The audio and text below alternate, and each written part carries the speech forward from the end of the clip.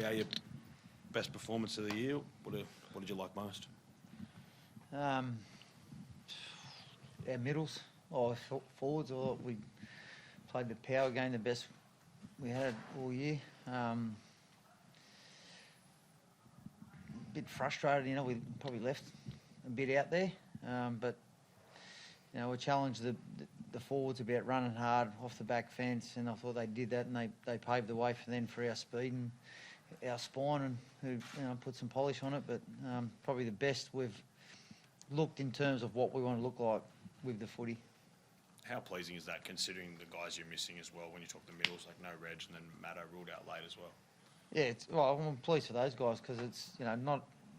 I don't focus really on the blokes that are missing. I want to focus on the blokes that are getting opportunity and chance, and it's probably also credit to our senior players that they provide that platform to allow those guys to step up and do their job. If the senior players play well, it allows those guys, when they get their chance, to do their job. And I thought our bench come on tonight and was very good. You said last week that your team wasn't anywhere near where you wanted them to be.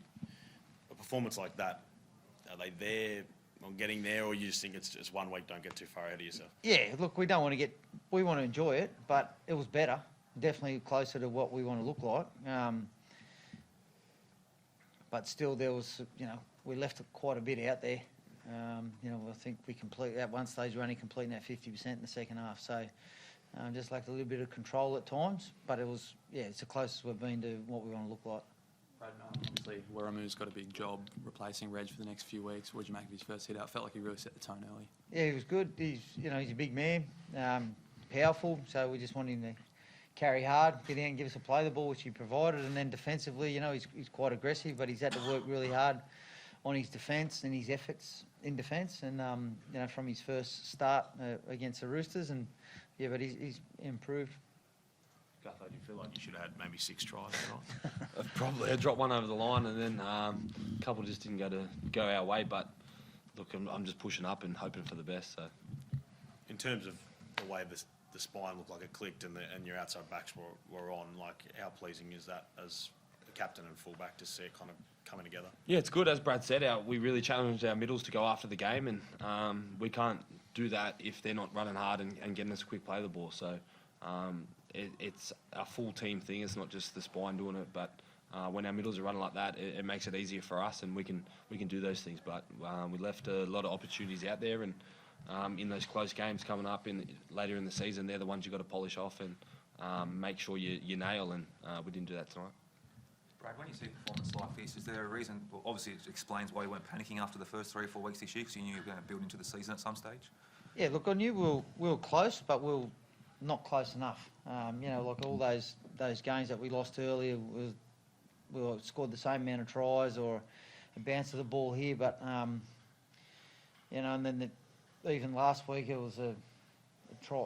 They scored 4, we scored 3. So I knew we weren't far off, and we didn't want to panic, and still knew that we hadn't lost our ability to play or our talent. We just hadn't found our groove, and I still don't think we have.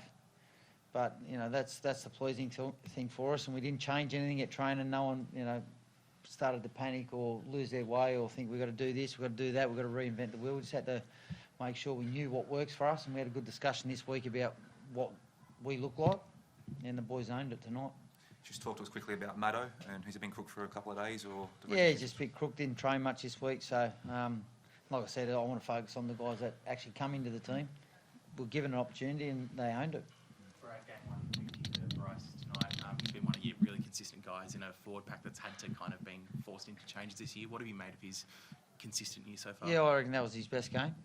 Working with him on just a few things around that part of it, consistency, being reliable, and he bit up and down at times, but tonight I thought he was reliable for the full 80 minutes, and he played with great control. He's got a good skill set, and sometimes that can get ahead of him, but tonight he played with a real level of maturity.